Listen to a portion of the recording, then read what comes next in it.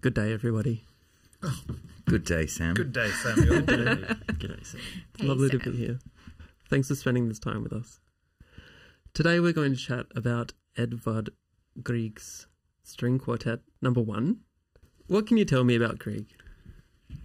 Oh, well, Grieg was a Norwegian composer. I think probably the most famous Norwegian composer that people would recognise. Seems like a really, really lovely guy. I was reading some of his correspondence this morning over breakfast.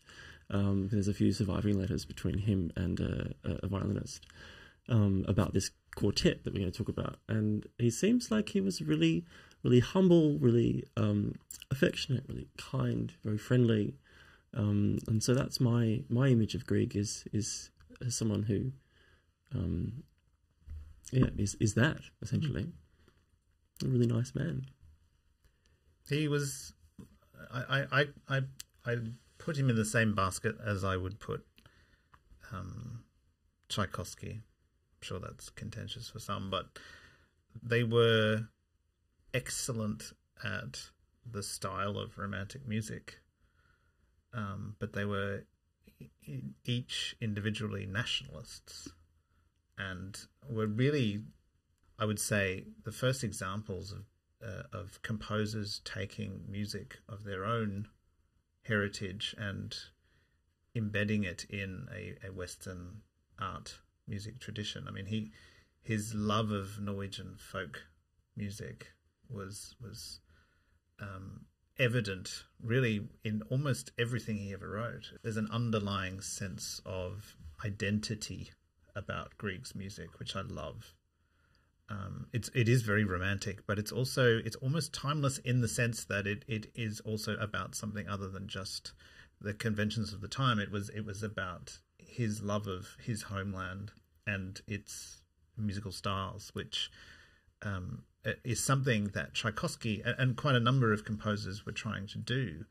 It's a difficult feat to do for anyone that's ever tried to do it. You know, like coming up with your own identity as a composer is very, very difficult. But Grieg did it so effortlessly. Everything sounds like Grieg. Like you know Grieg when you hear it.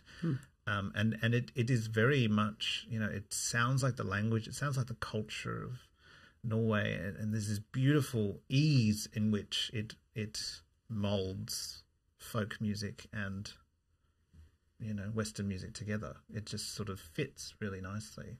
Some people are more disparaging than others about the success at which that may have worked. Not naming names, Debussy, but I think he was so instrumental actually in showing that was a possible thing.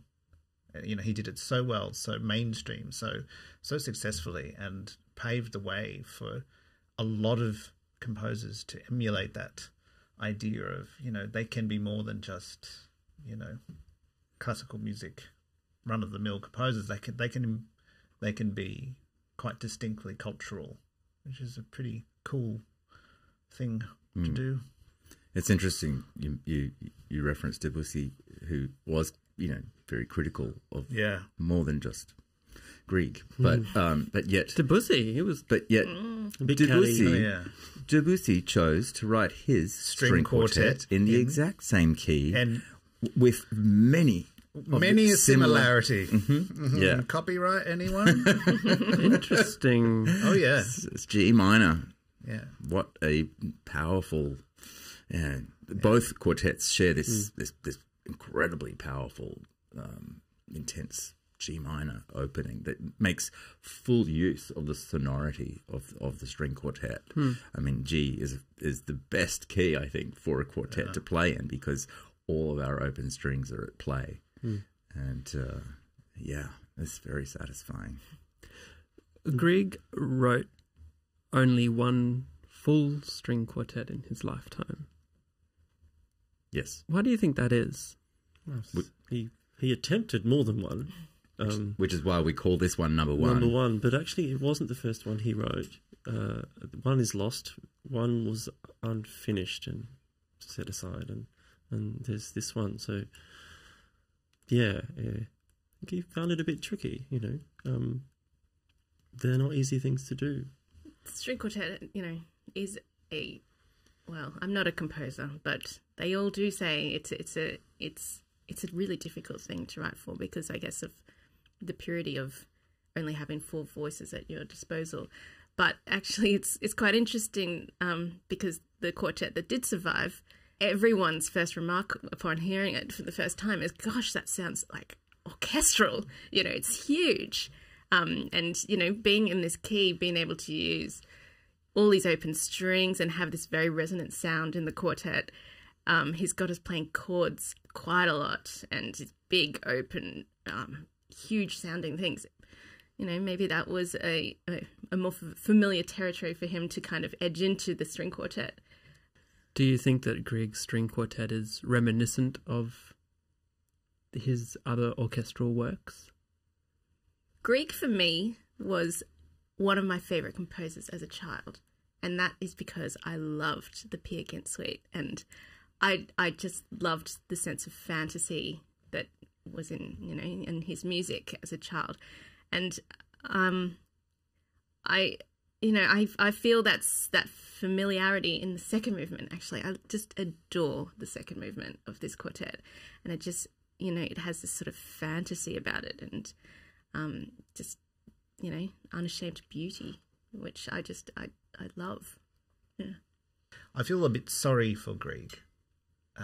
It wasn't an easy birthing, this quartet. It's another reason why I liken him a little bit to Tchaikovsky, because both those composers suffered emotionally and professionally from how they wrote down their ideas. The fantasy thing is exactly right. I love that idea about Grieg, but that doesn't always appeal to the room. And that's what I loved about Grieg and Tchaikovsky, is that both of them they wrote the music they had to write, in a way. He wrote this quartet in this key, knowing full well that it meant every open string, and there was going to be lots of double stopping. And then the first criticisms about it and difficulties in publishing it was that it wasn't going to work as a string quartet. It was too thick, and all of these things. But for those very same reasons, it is a brilliant quartet, because it makes full use of a string quartet. And, the danger is to always liken it to a symphony.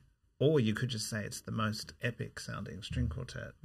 Like in hindsight, it's easy to predict the score when the game's been played, and look back and say, well, why do people criticize it like that? I think of it as this brilliant example of a corner of string quartet music that didn't really get touched. There's not too many string quartets that sound like this. There's Debussy, but it sounds very Debussy, and it's in the same key, but the world that Grieg was going for is sort of very distinct. I feel sorry for Grieg in that way, because it wasn't necessarily what everybody wanted to hear, but it was the music that he clearly had to write, and he was a human being, and he didn't. It was difficult that it wasn't always well received. That's really upsetting for him. It was difficult before it even was published. It was he was full of doubt. I was reading the correspondence between him and a Cologne-based violinist, Robert Heckman, and there's dozens of letters between the two of them. She had reached out to essentially say, "Is this quartet any good? Can you look over it?" Him and his wife, and they played it on the piano, and they got parts, and there's this correspondence back and forth, minor adjustments here, but just so much doubt from Grieg about whether it would work, and so much support from his friend, to whom I think it is dedicated, the quartet, or at least said it would be dedicated. And so much convincing that that it wouldn't be better off as a piano quartet, or that it didn't need an extra violist to make it a string quintet, so that some of the denseness could be kind of spread out.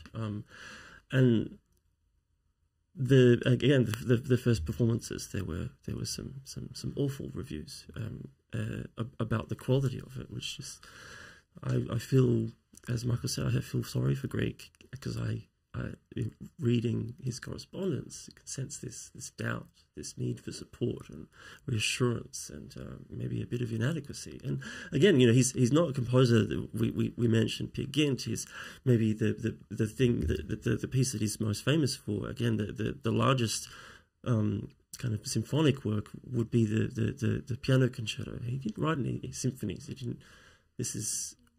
Most of his output would have been piano works and songs, and which are full of, again, that lyricism and fantasy. And he just kind of didn't quite fit in the lineage that he comes from, which is very much Mendelssohn, Schumann, and Brahms, and all of that. Which and they all had their symphonies, they all had their big oratorios and things, and Grieg just seemed more comfortable writing on the piano, and this is a really big statement for him to come out and attempt a string quartet. And as Michael said, it's just glorious in its uniqueness. And what a success, but it wasn't easy. That's such a heart-wrenching, but at the same time beautiful story to hear. This tortured artist struggling with being comfortable with their voice. Am I going to be accepted? I sense a push and pull of, I need some kind of gratification. I don't want to, maybe if he's such a lovely person, he doesn't want to waste people's time with listening to a quartet that he doesn't think is maybe up to the standard. But then at the same time, as you articulated, Michael, this is the quartet that he had to write. This is his artistic voice. I don't know if it's worthy of judging that, because the art is the struggle in so many ways. Well, history is the greatest judge, as we all know. And it's interesting that when you rattle off a list of the greatest romantic composers, his name is well up there, as well with Tchaikovsky, that are sort of seminal in the genre, so Grieg got the last laugh, really, because he represented ultimately, in the end, what that period of music was about. It was about breaking from the chains of classical music, not too far, but far enough that you had a distinguishable sound. And turns out he really was, a beacon for that. Debussy might have been a bit mean to him, but Ravel was a huge fan. And I think I'd prefer to have Ravel's support than Debussy's, as much as I love them both. What I will say, though, about Debussy and bringing Beethoven back into it as well, is, I read somewhere that Grieg's voice, is seen sometimes as a bit of a bridge between Beethoven and Debussy. Is that something that you agree with? In the heavy Germanic, Western kind of classical canon to 20th century, early 20th century Impressionism and that kind of thing, definitely. Through his lyric suite, piano, definitely. Yeah, and forging a unique path related to his homeland, which I also put Smetana in that category, very much so. And Smetana also, interestingly, only wrote one quartet. Dvorak, yeah. Well, I also put even Ollie Mustard in that camp, because he's, a big part of his inspiration is, as well as Beethoven, is nature. And I find it interesting that both the Mustard quartet and the Grieg have this statement at the beginning that they repeat at the end, and to me that speaks to kind of their conception of this piece. And, they're both their first string quartets, and maybe it's, this thing that's existed in their minds for a while, and how does it come out? How does it all fit together? And where's the journey that you go through to get back to where you started, but of course not. Let's get to the music, because I think that's a great introduction to that. The first bars of this piece, to me, were just like, I can't actually put it into words, but just the heartiest meal that I could ever think of eating, or almost operatic in its drama for me. Is that what, have I listened to that correctly?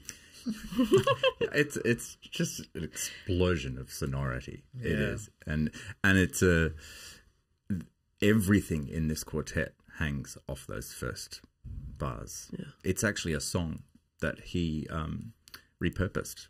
The song that he wrote, quite a somber song. I think it's called Minstrels, and every movement of this quartet relates back to that theme. And I mean, of course, we hear the return of the theme very, very blatantly at the opening of the last movement, but it's hidden in various guises throughout all of the movements in some way, and it really ties the whole piece together, and creates this sense of journey or thread, through it. And the most powerful moment for me in that opening introduction is not the first chord, which of course is very dramatic, but it's the painful chord that we arrive at when he provides a clash in harmony, and he makes us sit on that clash for, is it 2 bars? It's 2 bars. It's a very long bow. Diminuendo. It's 2 bars of the fortissimo chord, and then 2 bars of easing, and then there's these resolutions that just, I mean, it's extraordinarily painful in the best way. It's that kind of pain that you want to hold on to. It feels so good. Have a good cry. Wow. Yeah, it's really like, and that's why he is regarded as one of the greats, because even though he sort of has this simple tune, this song that he's repurposed, he creates, and it's mostly unison until that moment that Dale's talking about, and there's these, incredible span of notes. Like I have this 9th that I play, which is incredibly uncommon. I mean, 20th century, sure, but for music that was supposed to be, in the box, it was extremely out of the box by like the 6th bar or whatever it is. Like it's an incredible feat that he snuck that across the border. Really, like it's amazing, because it's and that's what I really, that's the most amazing thing when you listen to this quartet, is that of course now you listen to it and you go, well, of course that's how it goes. Well, that's of course how music of this era goes, but that's not actually how the music of this era really went. I mean, it's quite a departure from what came before it.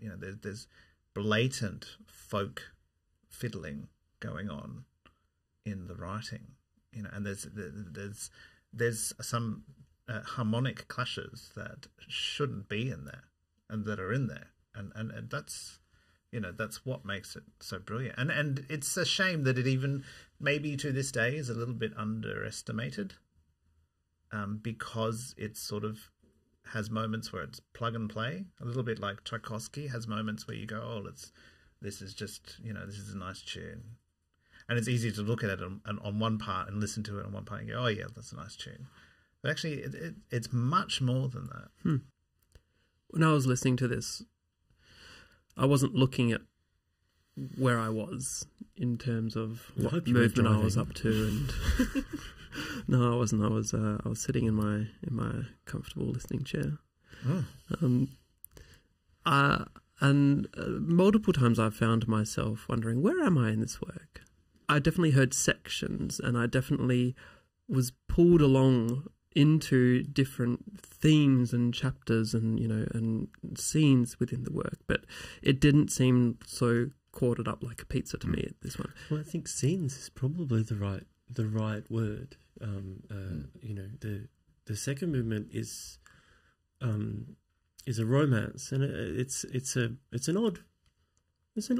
I mean, we've played quite a few romances that are movements within a quartet, and it's almost like it's cut into 2 sections. We have the romance at the beginning. We have a fiery discourse in the middle, and we go back. It's not the slow kind of schmaltzy romance that we might have expected had it been Tchaikovsky or Mendelssohn or something like that. It does go from one scene to the next, and within those scenes, it's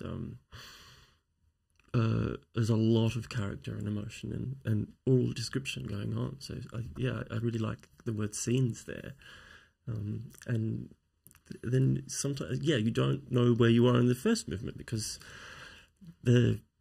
it's so vast. Like when we're talking about the Musten, it's kind of, he sets this out, going, this is as grand as I'm and this is the world, almost like the beginning of a movie where if you have a camera panning over a landscape in which the scene that is everything is going to take part.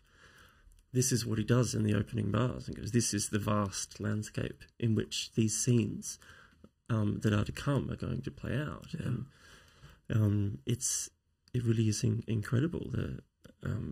But the first movement is very long, and these scenes do repeat themselves in nuance, with nuanced differences, and this, as does the scherzo, the third movement. Tell me about the third movement. Yeah, it's a very sort of nationalistic dance in a way. It's very fiery. I mean, there's a fire in its belly. And then we've got this contrasting trio, which is also a rustic dance, but sort of much more sort of jovial, I suppose you could say.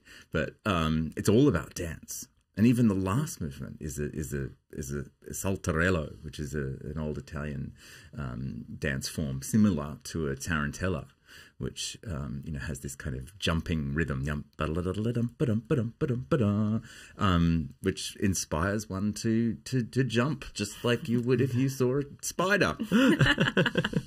That's essentially what it is. But it's, there's a fire in this music, and one could criticize Grieg for maybe not having the restraint that he should have. I mean, he really kind of took these forms and blew them up, and they take you on a very long journey. But that's also what gives this music its incredible force. It just keeps going and going and going and going until we finally reach this wonderful conclusion. And it's very dramatic music. I'm taken back, Franny, to what you said about what drew you to Grieg from such a young age, and that is this element of fantasy. And thinking about how, Chris, you talked about in the first movement, you get this almost like a drone view of the world in which, Grieg builds for us. And then through the journeying, Dale, that you talked about, opens things up and allows you to find different characters. And for me, now I'm in this whole world that has so many stories, both told and untold, but you get a sense of the untoldness as well through the depth and the meatiness of the music. How has it been picking through this in the rehearsal room?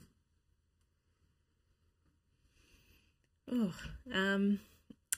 actually, while you were talking about that, I was thinking more about listening to it. And, I think with this piece in particular, listening to it as a recording as opposed to listening to it live is, I think, quite a different prospect.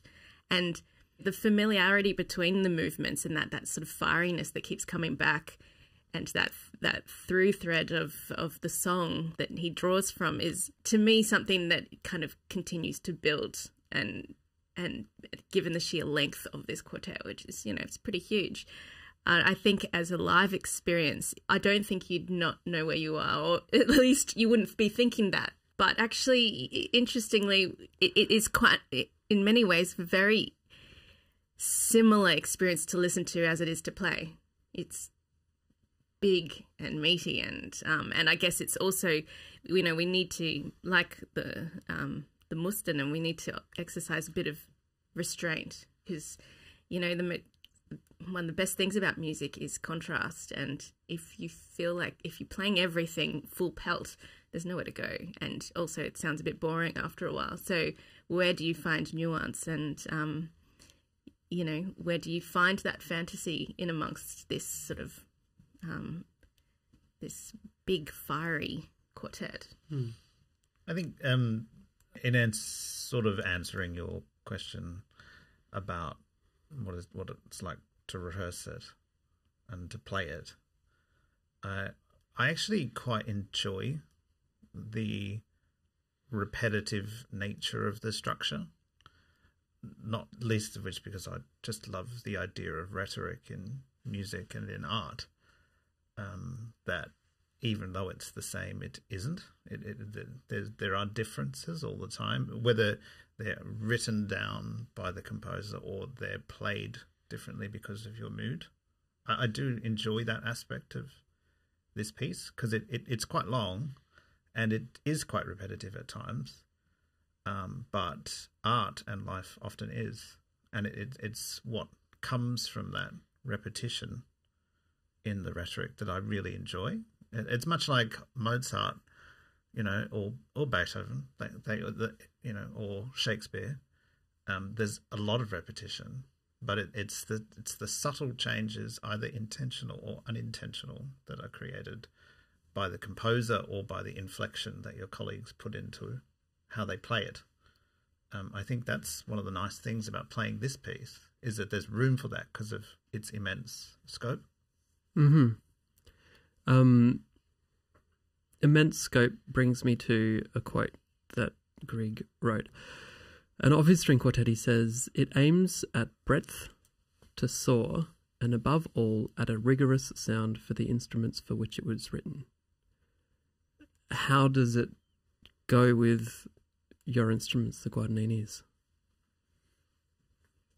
I think it's just a dream, actually, for any string instruments to play this piece, because, as I said, the key makes a huge difference. There's so much resonance, but also he had a really good understanding of writing for strings. Like he really knew how to provide each voice with kind of its role within the quartet, and it lies very well. It's not to say that it's easy, but it's quite satisfying to sort of take on the challenge of this music. And I think one of the dangers is that the music can become really relentless and breathless, and that's something that we, as the four of us, really have to be aware of constantly throughout this piece, is allowing the music space, allowing the music moments of poise and reflection in an otherwise pretty high octane, jam packed 35 minutes. He's voiced it really beautifully. He has written very well for the distinct instrument, and it's just very clever. It works really well, and these instruments can really go the distance. So yeah, it's a real joy to play, and to sing really through these instruments, because there's and dance, and to get your bows flying off the string, because there's a bit of barn dancing in there. Oh yeah. Well, Franny, you said that there's possibly a difference in experiences of listening to it recorded and listening to it live, and I can't wait to listen to you perform it live. So thank you very much for your time. Thanks, Sam. Thanks, Sam. Thanks, Sam.